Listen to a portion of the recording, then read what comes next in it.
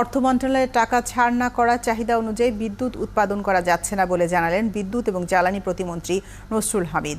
জানান, জ্বালানি কেনা এবং বেসরকারি বিদ্যুৎ কেন্দ্রের বকেয়া পরিশোধের জন্যই টাকার দরকার। তবে বিশেষজ্ঞরা বলছেন এই খাতের কর্তা ব্যক্তিদের অনিয়মের কারণেই অযৌক্তিক ব্যয় বেড়েছে। আরও জানাচ্ছেন মুজাহিরুল হক রুমেন।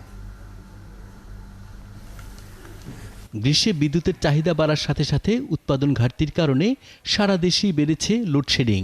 সরকারি হিসেবে চাহিদা প্রায় 17,500 মেগাওয়াট, কিন্তু দিনে উৎপাদন 12,000 ও সন্ধ্যায় 14,000 মেগাওয়াট। যদিও বেসরকারি হিসেবে এই ঘাটতি আরও বেশি।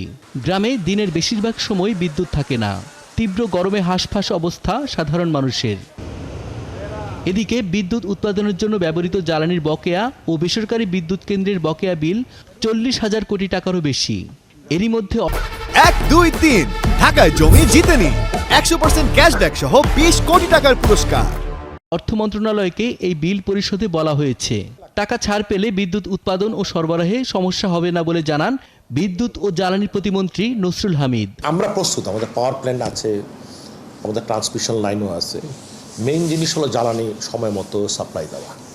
সেখানে যারা আছেন আমাদের, বিশেষ করে জ্বালানি যেখানে আছে, আমাদের পেমেন্টগুলো প্রতিনিয়ত ঠিক রাখা।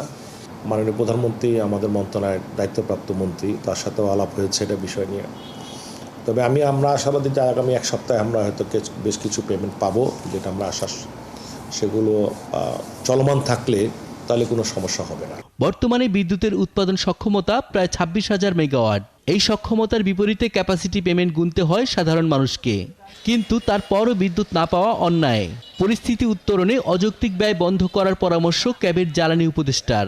যে অবকাঠামো সেবা দেবে না, সেই অবকাঠামোগত ব্যয় বা তার জন্য ভাড়া বা মাসুল ভোক্তা গুনবে না, এটাকে নিশ্চিত করতে হবে, আইন দ্বারা নিশ্চিত করতে হবে, বলবৎ করতে হবে। সরকারি কর্মকর্তারা দাম নির্ধারণ করবে, তারাই আবার এইসব কোম্পানি চালানোর মালিক হিসেবে চালাবে। তারা একদিকে ব্যবসায়ী লাইসেন্সি, আবার তারা একদিকে মূল্য নির্ধারণ করবে। এরকম একটা সাংঘর্ষিক অবস্থায় এই খাতকে রেখে এই খাতের কোনো কল্যাণ জনগণের জন্য নিশ্চিত করা সম্ভব হবে না। এদিকে ন্যাশনাল লোড ডিসপ্যাচ সেন্টার NLDCর সাথে সবগুলো বিদ্যুৎ কেন্দ্র যুক্ত না থাকায় বিদ্যুৎ খাত নিরাপত্তাহীন আছে বলেও মনে করেন তিনি।